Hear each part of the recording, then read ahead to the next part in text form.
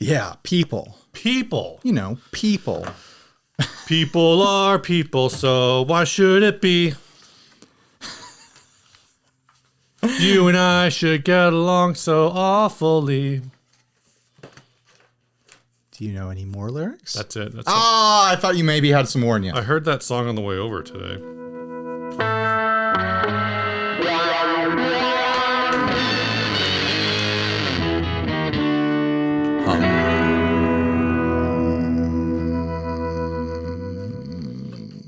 Hey everyone, I'm Ryan. And I'm Steven. This is 60 Cycle Hum, the guitar buying, selling, trading, modding, fixing, breaking, reviewing, playing podcast. I forgot to hum. You did. Oh. I noticed that. I was like, oh, Steve isn't doing a weird hum. I was getting ready for the show. Are we ready to do this, Steve? You know what I learned from you this week? What did you learn from me this week, Steve? You learned from the internet this week. I learned it from the internet this week. The Line 6 DL4 just got discontinued. Well, it actually is what I'm wondering, because I found this post on the gear page. Yes, I was on the gear page and I wasn't trolling. I was just reading, I promise. And this guy basically was trying to hunt down information on the price of a new DL4. And he ended up on a Japanese website. And I think he had it translated or something like that, or he's got a translator. Mm-hmm. And he's like, it says it's discontinued here. Oh. So is it for sure discontinued, or is this just, the Japanese distributor that's discontinuing it? Or Sweetwater not only has it, link in the description. Sweetwater not only has them now I've got to make that in link stock, but they have them at $50 off. Well, this general Sweetwater link is there. Just click the Sweetwater link and then type in Line 6 DL4 morons. But it's $50 off down to $250. Isn't that a normal price for them? I don't know. It says it was $299. Interesting. So it's $249 at Musician's Friend. It's $210 at Zazzounds. Oh, that's used. Yeah. This is one of these pedals where I think a lot of people assumed they were already discontinued, and it's almost kind of surprising that they have been in continuous production. I don't think I've seen so long a DL4 on a board in 10 years. Yeah, but how many boards have you been seeing in person? That's true. Well, I guess on the internet and stuff. But there's people who are specialists with the DL4, like your Reggie Wattses and stuff like that. And I know there's certain guitarists, I think minus the Bear, they're big DL4 users that are just locked into this thing for its usability. And I've seen people use them like crazy. We're just they're using this as an instrument, like integrating looping functions and stuff like that. It's a modern classic, and it is weird to think this has been in production for so long, and now it's not going to be in production. If this is even true, this could just be hearsay. It might still be in production. Who knows? But I'm also thinking it's kind of weird that we're surprised that many of us are surprised that it's still in production. How many Boss pedals are still in production? You can still buy a brand new SD1. Yeah. You can still buy a new DS1. You can still buy a brand new DD3. Some of those are funny because so the DD3 is a perfect example. The DD3 persists, and actually now they have the DD3T. The DD3 persists. But will be the name of my DL autobiography. The DL5 was discontinued. The DL6 I think is discontinued. And I think the the DD5, DD6, and I think the DD7 have all been discontinued. Haven't they discontinued a bunch of the 20 series stuff? Yeah. The 20 series, the DD20 is probably comparable to the DL4 in terms of what its age would be. The point isn't that other brands have products that never get discontinued. Obviously, Boss has products that have been discontinued, but we're not fazed and not surprised by the fact that they have many products that have never been discontinued. Yeah. How many millions of metal zones have been made? One, I think. 1 million metal zones have been made. But still, it's a ridiculous number for a pedal that has been in production, I want to guess, 25, 30 years. The DS1? No, the Metal Zone. Metal Zone? I think it's like 35 years. When did the Metal Zone come out? It's like Siri's going to know that. I have faith in you, Siri. Come on. 25 years in the Metal Zone, and that was published in 2016 on Z-Sounds. So 32 years ago is what you're saying. About 32 years ago. Yeah. Which I guess is closer to 30 than 35, so there you go. But like of course it's still been in production. Like, it is an iconic pedal. It is like, it's a pedal that has gotten a ton of use, a ton of popular use. Mm-hmm. If it still sells, why would they stop making it, you know? That's a good point. Which makes me wonder if they have like a replacement planned, or or is it really just like, well, we have all, have HX Stomps and Podgos and stuff like that, and it can do kind of all that same stuff. So why are we dedicating this amount of metal to a standalone delay unit? Yeah, who knows? Well, it's, I don't know how much of the DL4 is like a software driven thing, right? So, oh, that could be a thing, like, because it's such an old chipset at this point. That maybe the components are no longer available at a certain point, or they would have to remake it just to have something that functions the same way, and it would be a complete redesign of its guts. I hadn't thought about it that way. I was thinking more from the perspective of like, if it was like if it's a really simple like instruction set that just has a lot of controls, then maybe there's nothing to swap out, and finally they decided to like overhaul the firmware, right? Or just scrap the firmware, like you said, like the HX Stomp stuff, if it's better or whatever. Haven't had one side by side. I can't say it's really better. It's probably better. It's probably way better. It's so much. No, I think the DL4 has plenty of merit to it as a unit outside of a multi-effect unit. Yeah. I don't know. What do you guys think? Commenters, tell us.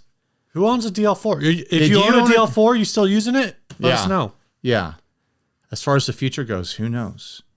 It might just be dead. DL5. DL5, here we go. It's been, we said it's been about 20 years, something like that. So DL24. When did the Line 6 DL4 come out? I believe in you, Siri. No quick answers. Oh. I can go to the Wikipedia, though. There's a Wikipedia for the Line 6 DL4. Yeah, there's a Wikipedia for the Line 6 DL4. It came out in 1999. Wow, so 23 years ago. Time for the DL27.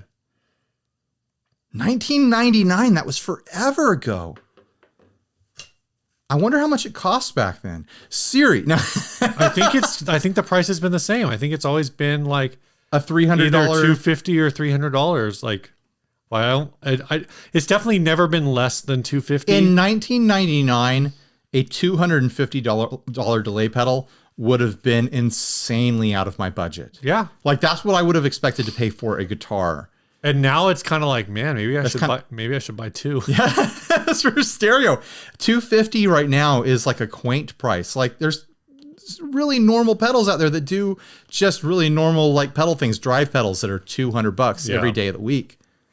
And now you've got this, super duper mega mode, like including a looper 4-button preset, like hyper monster delay pedal that's only $250. It's gigantic, and it takes like a crazy power supply and stuff. I guess it does a lot more. I was going to say like the small box Strymon delays are kind of in that price range, but they don't have the same, they don't have looper. No, they're a totally different product. Like what is their small box delay? Well, I think the thing about the Brigadier, they still make that one? The El Cap? Yeah, is that one of them? They have a couple. The thing about the DL4 that makes it different than things like that is it's green. It's green, and it's big, and it's got like car fins on it and stuff. It almost looks like a Dan Electro product. It's got those recessed knobs, like the the old clicky recess style recessed the way knobs. they're sunk in like a Ross pedal. Exactly. But yeah, Ross pedal did that. the thing about it is that it's not like a Strymon sort of layout or something like that, or a modern multi-effect kind of layout, or modern digital delay layout. It is very intentionally a performance tool layout. Like here it is a looper / performance tool that you can do creative stuff with. Like I've seen people do all sorts of creative stuff with creative, like backwards looping and things like that. And it's really well suited. They've got to be coming out with a new one, right? Like it's too good. It's too unique of a concept for them to leave that on the table. I don't know, because it kind of seems like we were just talking about. We didn't even know they were still in production. It kind of seems like it's abandonware. Maybe they'll have a DL4 like an update to Helix or something like that. Like, hey, you missed your DL4, like you can now dedicate 4-foot switches on your Helix and it will act like a DL4 for you. I mean, you could get take your HX Stomp, get an auxiliary switch, right, and then just put 4 separate insert delay looper in your chain and tie them to 4 of your 5 switches. If you have a 2-button auxiliary switch, so 4 of your 5 switches. There's your DL4. Now you made a DL4. Just get like individual pedals and tape them together with green duct tape. There you go. Now you got a DL4. I wonder if it's three Boss DD7s and a Boss RC3 looper. If they truly are discontinued, do you think we'll see price gouging on the used market eventually for these? Yes. I think that's an easy answer considering everything we've seen in the last 2 years. Especially because they're notorious for eventually the switches fail. Eventually the switches fail. Oh yeah, there's a whole cottage industry of like fixing them up. Yeah. So I think people who have ones that are intact eventually those prices will go up. Hold on to them, people. Don't sell right now. Yeah. Wait 10 years. Keep it under your bed. It'll be the next Klon. For sure. For sure. I'm not willing to bet on that enough that I think people should go snatch them up while they're available, but who knows? We don't even know if they are actually discontinued. It's just some guy on the gear page who read a Japanese site and is telling everyone else that they're discontinued. So it probably was a bad Google Translate. And, it said discontinued, but what the translate said discontinued, but somehow that actually translates to just like out of stock or like discount. Discounted. He read heavily discontinued. Oh my gosh, it's discontinued. Oh yeah, it's heavily discounted. Yeah, they're charging $225 for it. Big discount, guys. All right. I think we've talked about the DL4 enough. Short topic, right? I know. What's new? We need a longer topic. No, we're doing housekeeping now. All right, okay, we're doing housekeeping in the beginning. If you want to support the show, this first ad is we're about 12 minutes in. If you want to support the show, head on over to patreon.com. Every dollar you donate goes back into the program to support this podcast, to support the all the activities that go on for the YouTube channel, and it gets your name read out on the show right now. At the $1 level, thanks to Byron Colby. Thanks, Byron. At the £4 level. From Pound Town? From Pound Town, Pound Land, and maybe even Pound World. Poundville? Poundshire? Stephen Davies. Thank you, Stephen. And at the Australian $7.50 level, which I think both the £4 level and the Australian $7.50 might both be the $5 level. Right. Peter Stevens. We got two Steves this week. We got a Stephen Davies and a Peter Stevens. We got 2 Steves, and you make 3. I am also a Steve. We got 3 Steves. So yeah, head on over, check it out. I actually brought up Pound Town at work, and everyone was like Pound Town is innocent enough, and it's just the right amount of dirty that everybody laughs at it, but it also just sounds funny because it's rhyming. So I threw it out there like, yeah, we called it Pound Town. Like, haha, we're like kind of like it's a little bit of a sex joke. It's like a lightweight, but it's also a money joke. It's like it's a dirty joke for 13-year-olds. Right. and people thought, as I go, the problem is we thought it was a joke, and then like we have people in the UK saying like, no, there's not, like, Pound Town, sure, whatever. There's a Poundland in my village, and then somebody else is like, yeah, we and everything there is a pound. It's it's like Dollar General. It's like Dollar Tree and like Dollar World or Pound World, and we're just sitting there going like, that kind of like. How It makes why the have joke people better not and worse. told us this before? I know. It's great. You got these stores that are sex jokes in your country, and it's not like a constant meme on the internet. Let's open this mail that we got. You want to open the mail? No, we're doing housekeeping. So this is housekeeping. All right. And there's something else waiting in the UPS box, but I haven't had a chance to get over there. It's probably an Azor Reaver. I ripped the name. Oh. Shoot. This is from Shane Mikey. Well, it looks like there's a letter in there. And I might have ripped I used all my strength, and it was too much. Here, let's see what this says. Here, you read, Steve. You know how to read. Hi, Ryan and Steve. What we have here for you is a 2-in-1 special, 2 music releases in one package. You have the Sugarholds EP featuring Mikey Biash and his indie/punk/surf stylings, and Shane Bargy and his Turn on the Light album oriented classic/folk rock. The package also highlights the juxtaposition between the young Mikey, who's in his 30s, and old Shane in his 50s. So we got a CD here. We got a bunch of stickers. All right. And we have some download code things. So here's some important information and a whole bunch of pens. For people who might be interested, so you can kind of... the swag sticker is for the giveaway guitar. The sticker guitar. Oh, yeah. I need to figure out which guitar to give away, don't I? Yeah, and you can check these out at thesugarhold.com or Shane Bargy. I'll put the links. Let me take a picture of this. But the important thing here is this is so you can figure out which album you want. If you want... regional critics love the album. You want to check out Old Shane. Has had it with the band thing. Also, Old Shane is falling asleep on the couch by 9 p.m. after tucking the girls to bed. That's Old Shane. Album in CD form. Old Shane. Can't figure out how to use Pro Tools. Paid a fortune to record in a studio. Old Shane is old. Songs about family. DV. I think that's divorce. From a child's perspective, suicide, serious stuff. Old Shane. Are you going to read both columns? I'm going to read all of them. Oh my gosh. And Old Shane does not know what swag is. On the other hand, young Mikey, while regional critics love Old Shane, young Mikey says, fuck the critics. He loves hanging with the boys. His gigs start at 10 p.m., an hour after Shane goes to bed. You can get the EP in QR code form. He self-recorded this in his basement like all 30-year-olds do. He writes songs about cheeseburgers, getting wasted, getting lucky, shitty cars, and fun stuff. And he loves the swag. He sent us a bunch of swag. Yeah, lots of pins. We'll throw some of this swag. I'll take some of this home and throw it in your swag bag. In my swag bag. I need to replenish the swag.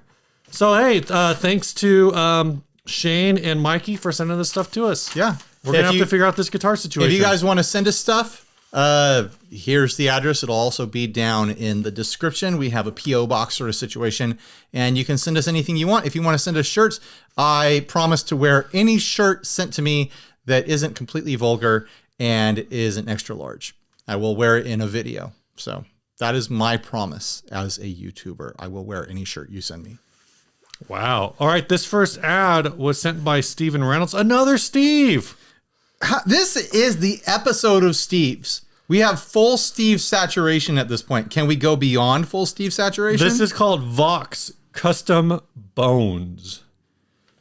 It is a Vox guitar. This is a rockabilly dream guitar made from a vintage 1960s Vox guitar, scalloped fingerboard. Oh, just like all of the great rockabilly guitars. Yeah. Filtertron style pickups, mini 3-way toggle, intonatable wraparound bridge, complete custom resin pickguard, Jackson tuners, hand painted by Eric Albers and poured resin clear coat finish. Finish cracked by nut is not through, only cosmetic. Well, that's good to know. I'm on the fence with this one. Like, I kind of really like the skeleton cat. Like a lot. Okay. But So much of this is like you took a 60s Vox guitar, which looks like it's probably not a great guitar. Right. And then you scalloped the neck. I'm not even convinced that is a 60s Vox because that headstock is like screaming 80s. I think the headstock was probably reshaped. You don't think so? I hope so. I'm not familiar with that shape, but it's got a very 80s Washburn sort of vibe to it. The body is kind of like a smaller jazz bass kind of body, but I kind of dig that. And there's something really weird about the placement of the bridge on the body. Like it seems like there's too much string over the body, and maybe it's just this body's a lot smaller than it looks like. It's not as big as a regular offset body, so that's what's throwing it off. Yeah. It clearly has a lot of aftermarket parts. Like that bridge is clearly aftermarket, some sort of fancy wraparound bridge. It's got the toaster pickups, which look too new and too modern to be original to this guitar.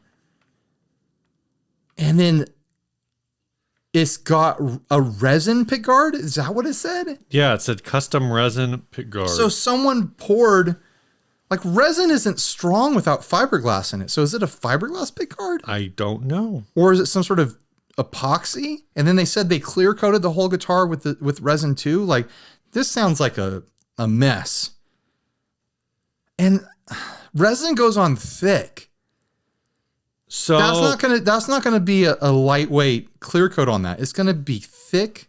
look at those headstocks. Is that from the 60s? Those are 60s. Those, I don't know. It guess- just says vintage I guess. Vox. Yeah, those look 60s appropriate. So I guess it is a 60s neck. I mean, you know, that heel truss adjustment and the binding do say 60s to me, so I shouldn't be too surprised. And that, you know, that neck plate says, you know, 60s import. Excuse me. The skeleton's on the back too, and he has an owl on his shoulder. It looks like he's playing an accordion. Is this supposed to be a pirate skeleton? Oh, maybe. Yo ho, yo ho. Pirate's life for I love V. Wait, is that okay?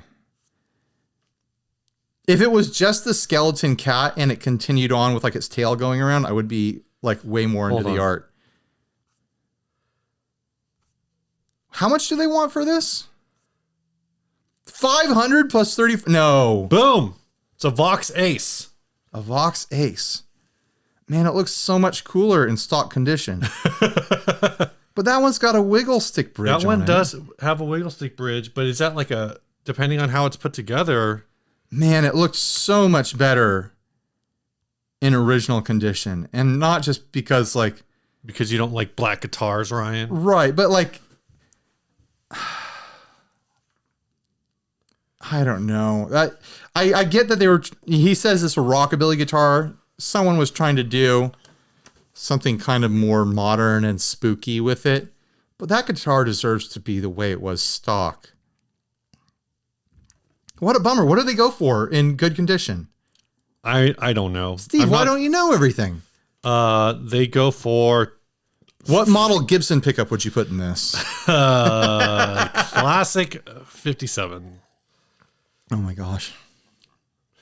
Let's see if there's any Vox Aces on Reverb. 500 has to be too much. There's a Vox Ace neck for $120. Here's a Vox Ace electric guitar for $1,000. A Super Ace. So the regular Ace, Is there a hardtail version? I think might be. Nope, that still has a tremo. So did they fill this body to make it a hardtail? I don't know, or maybe the pickguard is just. Maybe something's getting covered. They did some sort of major tweaking to this guitar. They've got Jackson tuners on it. Yeah, I mean, there's definitely a lot of replacement parts here. What a bummer. But yeah, hey, it's got that scalped fretboard so you can shred master. Just shred it on up. Shred the gnar. Yeah, even if the other ones are going for $1,000 and up. A lot of these I'm seeing are like not even selling at like $400. Really? $500. So yeah, this thing is mangled for $500. It did say it was sold. There's no way this should sell for $500. Like, I think best case scenario,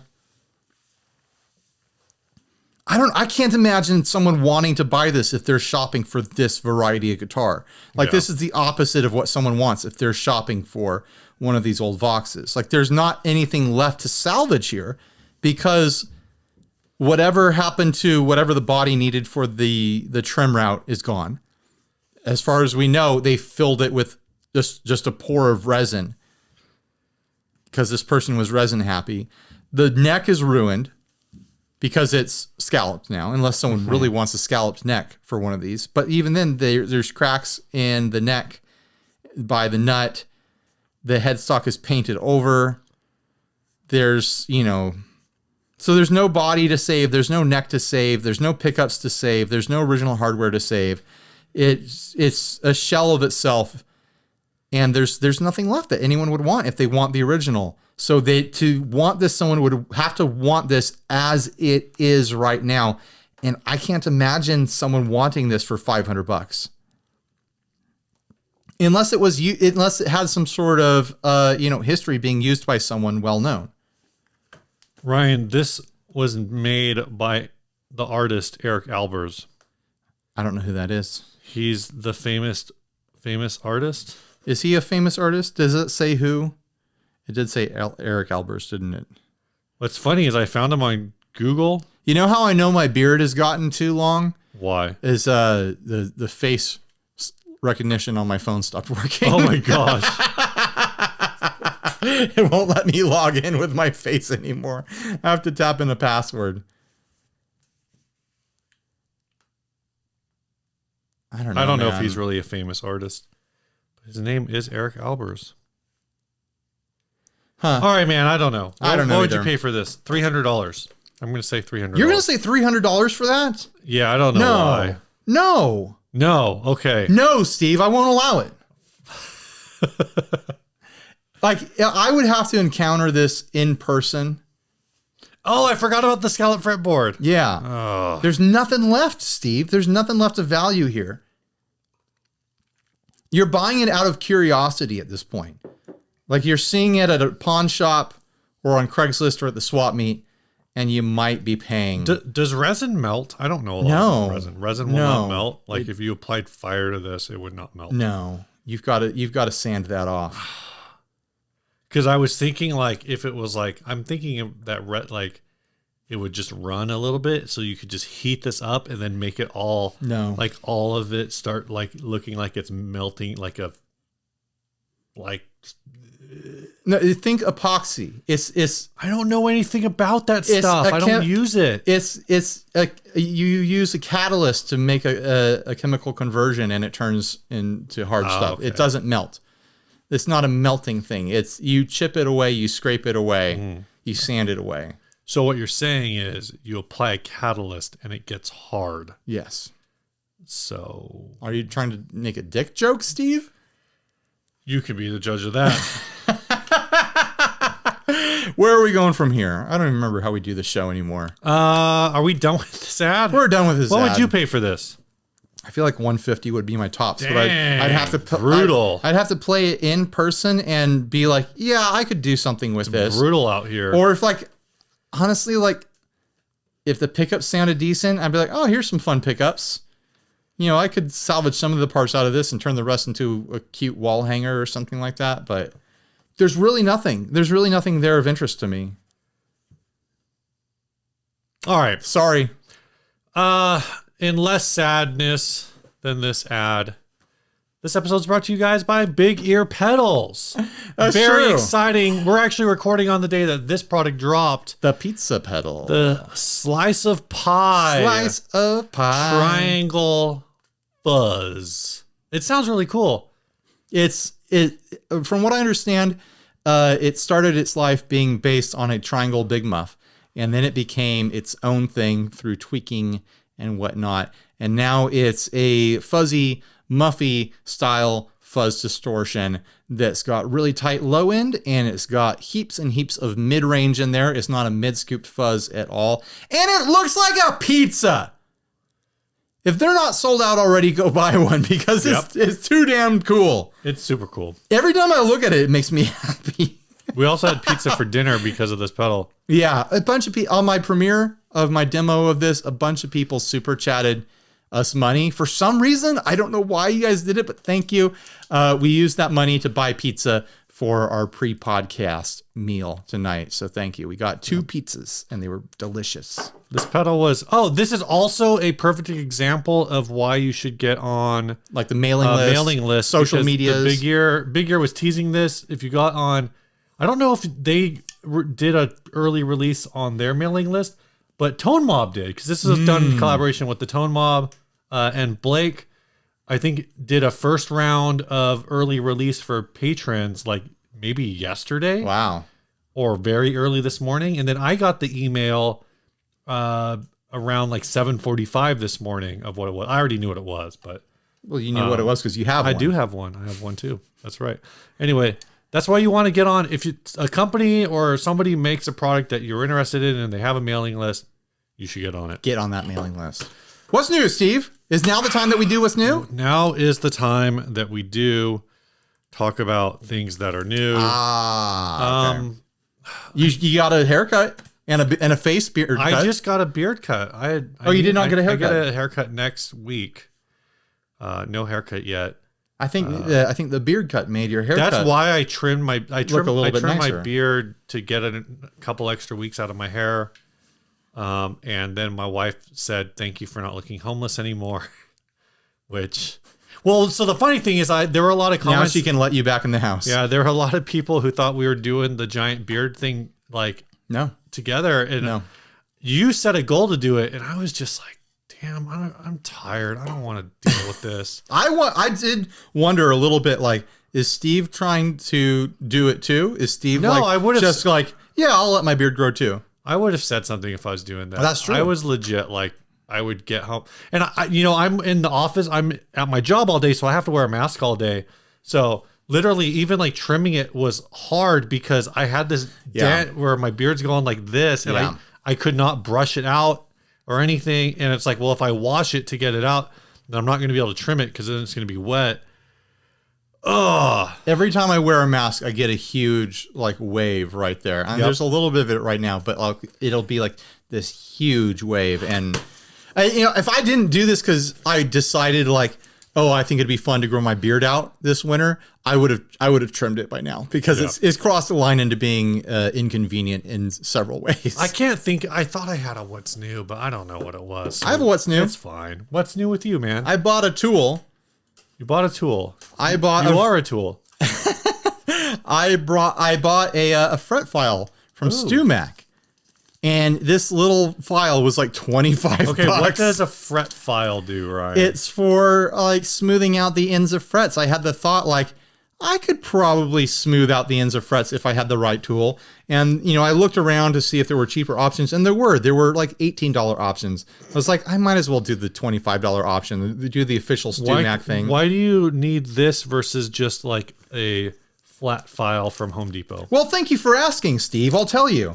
I love how this sounds like an ad spot, but it's not. I legitimately don't know what the difference is. So I haven't even opened this thing yet. Let's open it up and we'll see if I can show you why. It's not a file on every side of it. It's smooth on 2 sides of it. There's only 2 sides. You mean like the edges? Why is it sticky in there? That's what she said. That's what he said. That's what we said. That's what somebody said. There we go. So there's 2 sides that are files. Okay. That side is rounded and smooth, and this side is flat and smooth. Why? And what it is because the smooth sides will not dig into the wood on the neck. So it's like you are going around the edges of the ends of the frets, and you're just filing the fret metal, but the smooth side is gliding across the wood. Oh. So that's what makes it different from, $2 files I have from Harbor Freight. Right. And I had the thought when I saw this and I was so you're saying like into it. This is basically the exact width or maybe a little bit wider than the actual fret. Right. Well, it's like, how do I explain this to you, Steve? Obviously, you're going to have to make a video. I'm going to have to make a video. Like, this is the fret. Okay. Like, you use this to go on the edge of the fret and file it round around the edge there to take off any sharp parts. I guess I would just always thought like, okay, here's the fret, and you're just going like this. No, this is for going around the side. Going around. That's how you make it. That's how you make it short. You make it rounder. Interesting. Yeah. So my thought was I wanted to get this to try to like maybe do a video or just for my own personal stuff to like take cheaper guitars that have fret ends that I don't love and try to smooth them out. So I thought it would be a fun investment. Maybe I'll use it someday. I already spent money on it, so hopefully I use it someday. Yeah. That's my what's better. Yeah. Maybe it'll make an interesting video. Maybe I won't ever do anything with it. Maybe I'll try to use it and I'll horribly mangle whatever I'm working on and realize that that was a bad idea and that I should never do it again and that I should warn the world not to try to do your own fretwork. Speaking of things that are horribly mangled, what is going on with this Strat? I told you the doctor said it's normal, Steve. Sent to us by Josh Fitzgerald. What is this? Oh, this is the loaded Strat. The loaded Strat. It's got three. Oh my gosh. It's got three boss knobs. Are those boss knobs? No, they're those not. Those They're are not. old DOD knobs. Oh yeah. They're from like a super distortion It's or something got like that. 5 of the 6 bridges you need for this to be a functional guitar. Like bridge saddles. Yeah, loaded Strat style body project, modified Strat style body, electronics all work, but not currently wired. Needs a few parts. You can turn this Frankenbeast into something cool with a few parts and some love. No, I don't think you can. $65. Okay, so let's describe this for the audio podcast. We have a Strat style body here. It's red. The Or is this dragon fruit? It kind of gives me dragon fruit this vibes. is totally dragon fruit. Yeah, it's just like a PRS Silver Sky SE. The bottom horn has been mangled in some sort of way to be sharper. There is weight relief going on around the body in random ways. It seems like they got started with a big drill bit and then tried to do cuts in between holes. Here's what you got, Ryan, is you got 2 donut holes, a maple bar, a boomerang, another maple bar, and another donut hole. Yes, I love that. It's like there's 5 monkey grips on this Ibanez style, but they're all a little bit too small and they look like they were done with a spoon. It looks like there used to be a Strat style output jack and maybe they did some sort of Bondo filling there. Yeah, they're like, no, we're good. I think you just put a or there wasn't a hole there before and then they started to dig out a hole with something because it looked I don't know what's going on there. There's a major ding, but it looks like it wants to be a top mount jack. And then they painted over it but left the hole.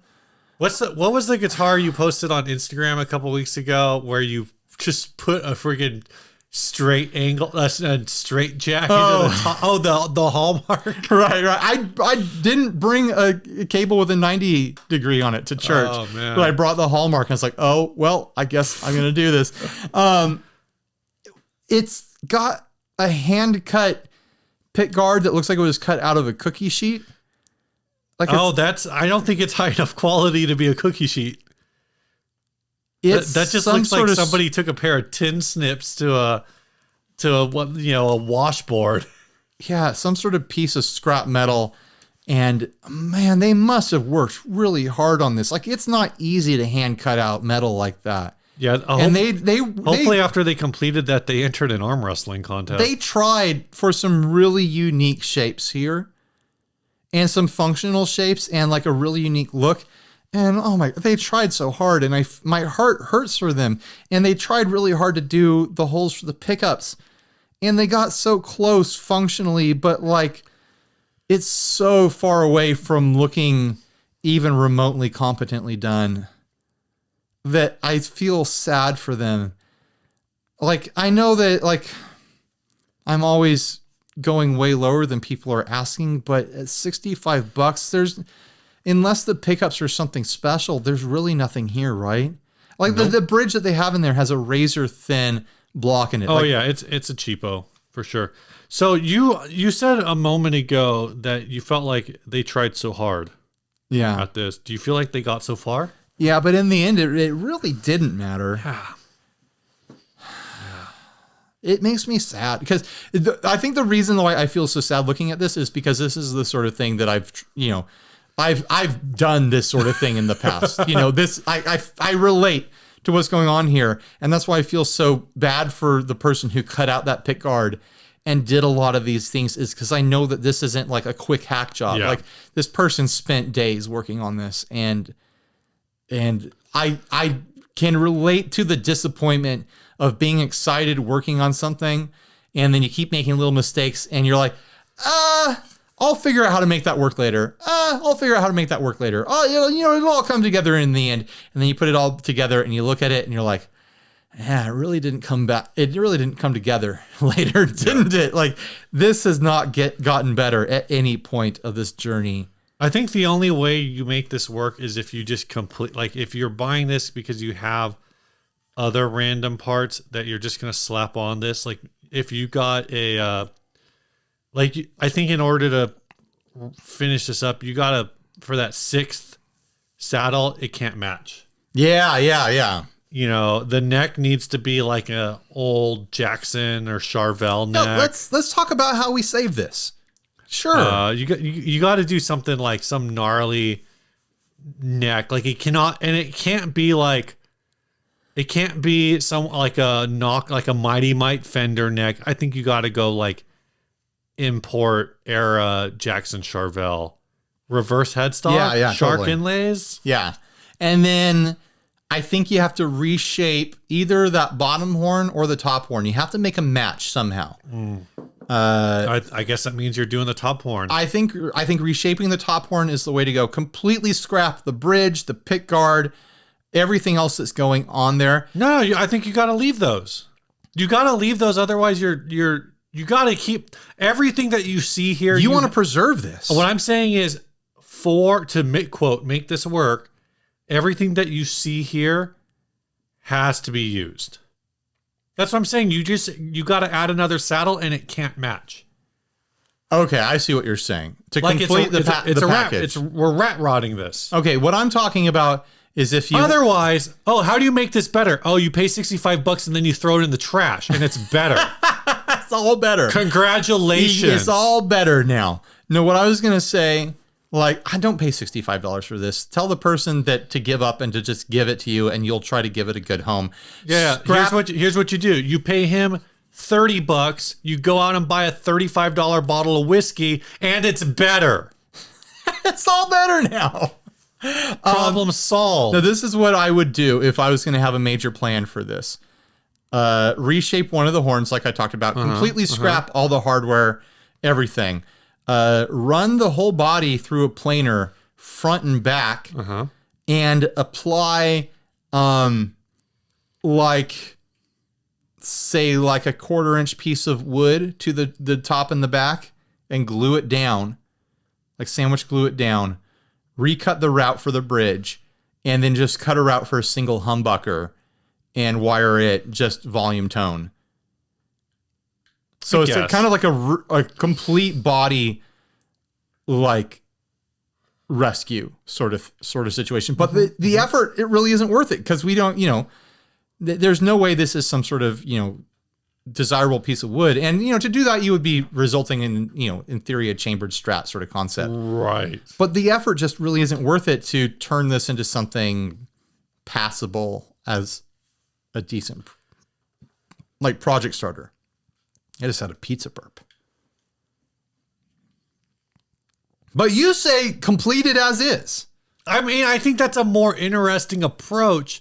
But it's definitely a cheaper approach. Yeah, if you want, I'll, make it. If you have an extra neck around and you can get this person to give you the body, which they should do, they shouldn't sell this, they should give it away, then then do that, I guess. But you know what I do? It looks like that pickguard is interrupting the functionality of the bridge too, though. Oh, probably. The pickguard I'm not saying you can't modify the pickguard. I'm just saying you got to keep what you start with. Yeah, I'm talking about I do like the idea of missed saddles. What you basically described is like ship of thesis guitar, right? What I think should happen with this is we just Super Rich Steve this. Good sir, clearly the artwork that you've the effort in artistic design that you put into the guitar is worth far more than $65. I will pay you $650, and I will also I'll be right over. And I drive over in my my Lamborghini hauling a wood chipper, and pay the man $650, and then throw the guitar in the wood chipper. Have you seen those TikToks? And leave the wood chips all over his driveway. Have you seen those TikToks where it's a guy comparing regular rich people to extremely rich people? Yeah. And they're super cringy and awful and just obnoxious because in his world, like a regular rich person is an awful person and a super duper rich person is like the most kindest angel sent to earth you've ever met in your entire life. We need a super richer Steve that would go buy one of these before super rich Steve could get to it. He would buy this. He would overpay for it. He'd pay $70,000 for this guitar. And then he would immediately have it like airmail overnighted in a protective, like felt lined case to the Gibson Murphy Labs. And he'd be like, I don't care how much it costs. Make this the best damn guitar that's ever existed. We're going to give this thing a second life. And, you know, these expert luthiers who are always, you know, on call for super richest Steve will work their magic. They'll toil on nothing but this guitar for 3 years and then reveal it in all its glory. Oh my God. And it will lose money. Even if they sold it for $1 billion, they wouldn't be able to recoup the costs. But super richest Steve did it for the love of the art. Oh my gosh. And for the love of guitars. This is dumb. The rich and richer guy, that whole thing is it's the Cower principle. Right. No, to a certain extent, I get his point. Like, you know, you have a client that it's like new money versus old money. New money is right. I still want to get the biggest bang for my buck. I'm going to hire an artisan, but I still want to be super involved in the process. But old money is like, you do what you, like I'm hiring you to build me a guitar. Just build me the best damn guitar. Right. And whatever you build me, I'm going to assume you built me the best damn guitar because I'm hiring you because you're the best damn guitar builder. Yeah, like a certain type of client like nickels and dimes you and is super annoying with, you know, like every single little detail, and then they're never happy when they're in. And I honestly don't think that's like a rich thing versus richer thing. And then there's the client, and I get this with graphic design and video work and stuff like that. There's a client that's just like, hey, I'm the receptionist or the person who runs things like day to day over here. The boss said to get this thing done. Can you do it in this time frame? Oh, that's great. Oh, you delivered it. It looks great. Here's your money right away. Right. And there's like, they allow you to do what it is that you do well without all this extra stuff. But those TikToks are just obnoxious. I've only seen like a handful of them. I haven't seen them all. I saw someone make fun of one the other day on TikTok, and it was pretty great. All right, you ready to do this next sponsor spot? Yeah. All right, fire up your thespian skills, Steve. I'm thespianing right now. Maximum thespianage. That sounds bad. All right, I'm trying to find the screen grab that you sent me to make this happen. You. It should be your first or last, depending on the order of your. I don't know. Where did you save it to? Here it is. Right there. Okay. All right. We have a script from Demonic Machines, who, by the way, make the $50 fuzz. That's right. It's a fuzz for $50. Go check it out in the link below. Hey, Steve, what are you doing? I'm stretching out my fingers, man. I'm working them out. I'm getting them nice and loose. You know, tones in the fingers. I need to have good fingers. Tone isn't in the fingers, you idiot. That's not in the script. I'm ad-libbing. What do you mean? No! Tone is in the signal, and your signal needs Demonic Machines. And how? The Demonic Machines logo flashes on the screen. Here it is. Voiceover. Demonic Machines. Tone is in the signal.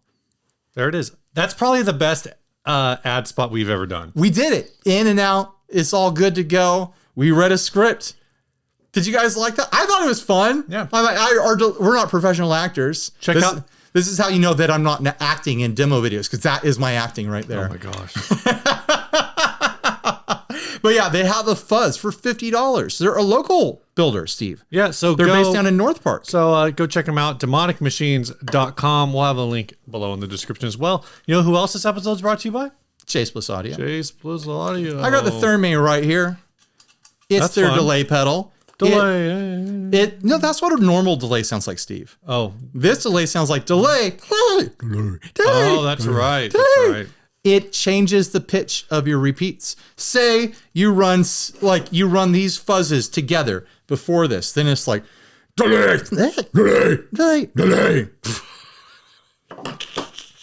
But you can change the pitch of your repeats in two different intervals. You can do up 2 octaves, down 2 octaves, and all sorts of stuff in between for all sorts of wild and wacky effects, or just use it as a simple standalone delay pedal because it does simple, normal stuff. But come on, if you get a Chaseless pedal, you're going to mess around with all those dip switches, all those presets, all those options, all the expression in MIDI.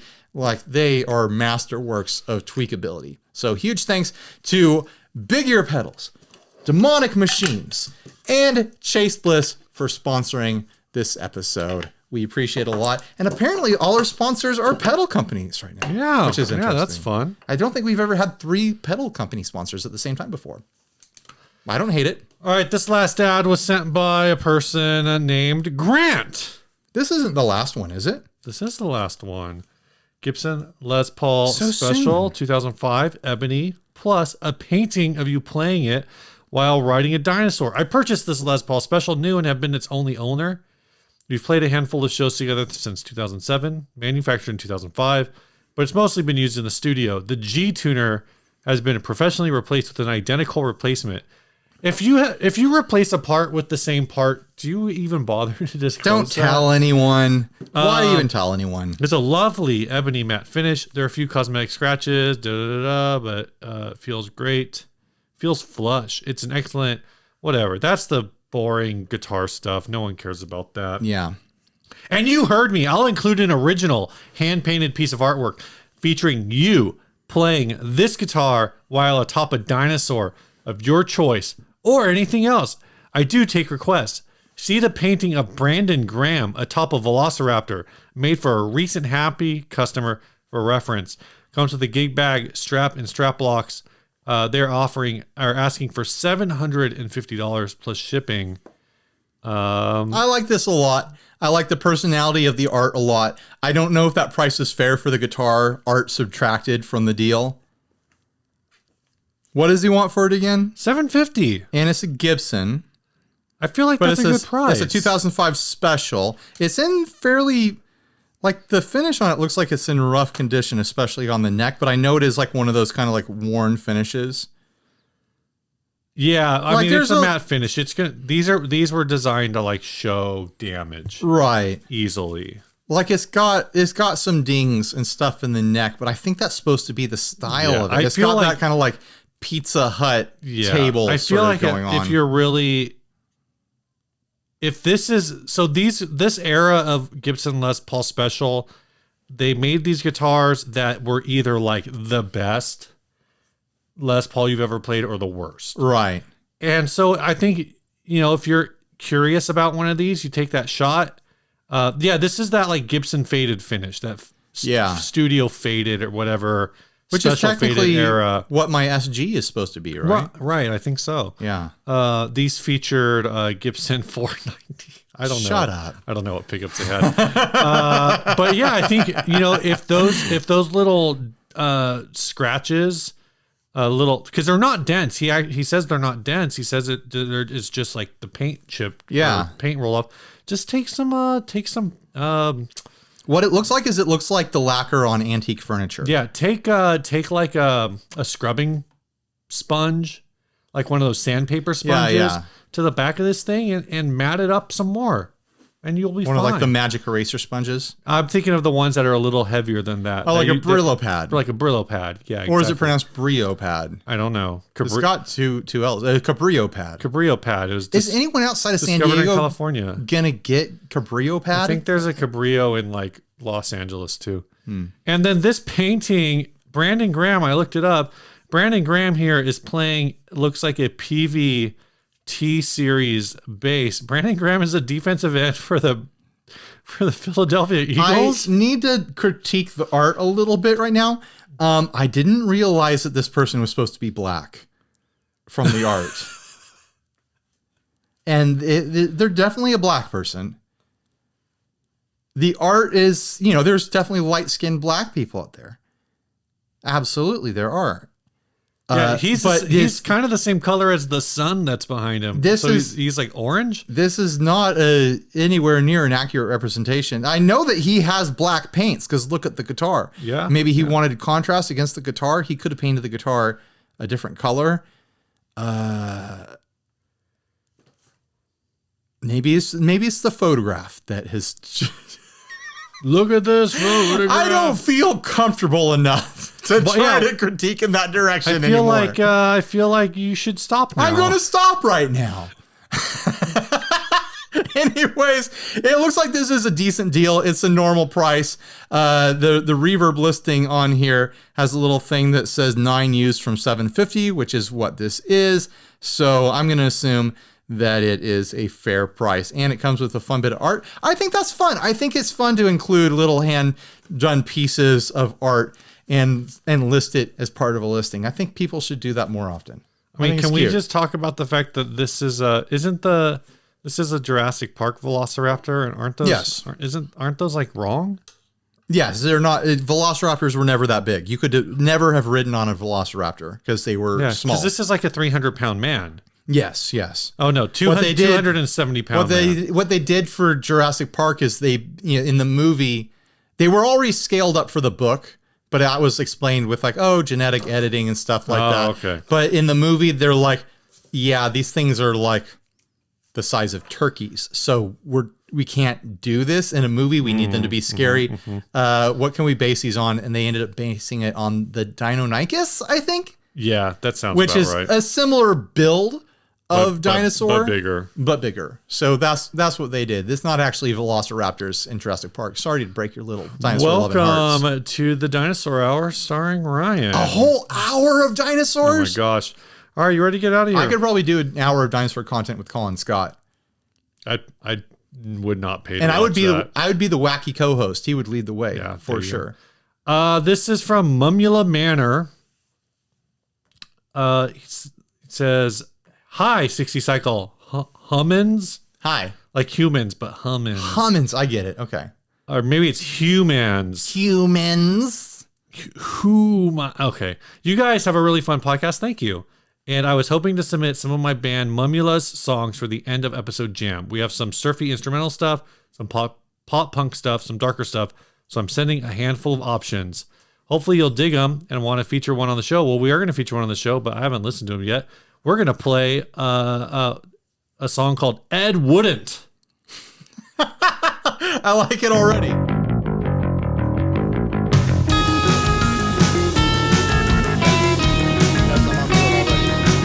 Plans 1 through 8, not so great. Working hard, shooting late. Leno Glenda, not your bitch. Man, that film was hard to pitch, but if you let that get you down, Ed wouldn't. And if you get it tightly wound, Ed wouldn't. These films are lacking, they need more. In this theater, my friend Tor, I need a star they wanna go see. Think I'll cast Bela Lugosi when you feel like giving up. Ed wouldn't. And if you get it all hung up, Ed wouldn't. Beware of the big green dragon that sits on your doorstep. He eats little boys. On ducktail. Big fat snake. Beware.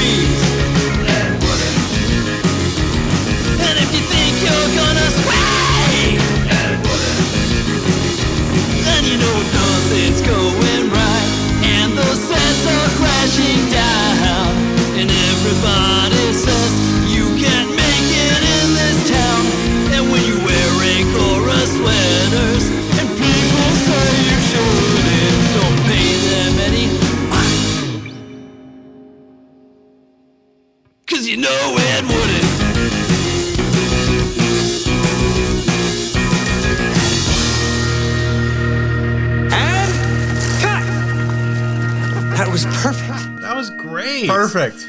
That was so much fun. Thanks, Eric. No, legitimately done perfect for the genre that it's in, and like a nice little like documentary song about Ed Wood.